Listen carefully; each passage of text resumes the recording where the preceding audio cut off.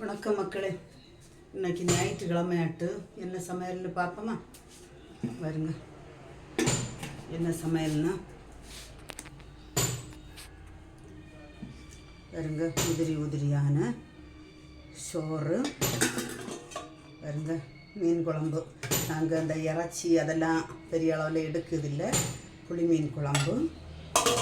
இது சிகப்பு தண்டு கீரை மாடியிலேருந்து அறுவடை பண்ணிட்டு வந்து வச்சுருக்க சூப்பு, முட்டை அவிச்சு வச்சுருக்கு.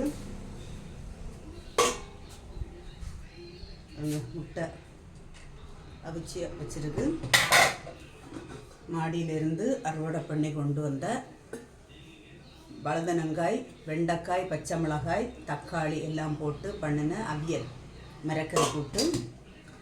இது வந்து சூடு, நல்ல வெயில் சூடாக இருக்குது பார்த்தீங்களா?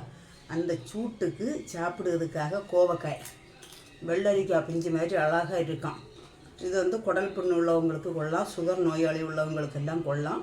இன்னும் இப்போ வந்து நல்ல சூடாக இருக்கிறதுக்கு கொஞ்சம் தணிவுக்காக வெள்ளரிக்காய் பிஞ்சு சாப்பிட்றது மாதிரி சாப்பிட்லாம். அதுக்காக கொஞ்சோண்டு மிளகு ரசம். எங்கள் வீட்டு சமையல் இன்னைக்கு இதுதான்.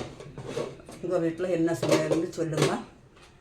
இது போல் கோவக்காய் கடையிலையும் சரி வீட்டிலையும் சரி கிடச்சா வாங்கி சாப்பிடுங்க. வெள்ளரிக்காய் பிஞ்சு சாப்பிட்ற மாதிரி இருக்கும். உடம்புக்கு ரொம்ப தணுவான ஒரு பொருள். மழை வந்தாப்புல இருக்குது, ஆனால் மழை பெய்யலை. பார்த்துருங்க, என்னைக்கு இந்த மழை பெய்யான்னு தெரியலை. அவ்வளவு சூடு பொறுக்க முடியலை. வீட்டிலேருந்து வெளியில் போனாலே ரொம்ப கஷ்டமாக இருக்குது. வீட்டுக்குள்ளே ஃபேனுக்கெல்லாம் இருந்துட்டு எழும்பி அப்புறம் போனால் கொட்டுன்னு தண்ணியாக எடுத்து ஊற்றுது. இப்படி எல்லாரும் எச்சரிக்கையாக கவனமாக தண்ணி எல்லாம் குடித்து சந்தோஷமாக இருங்க.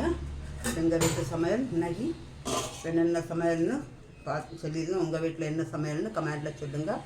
வணக்கம்.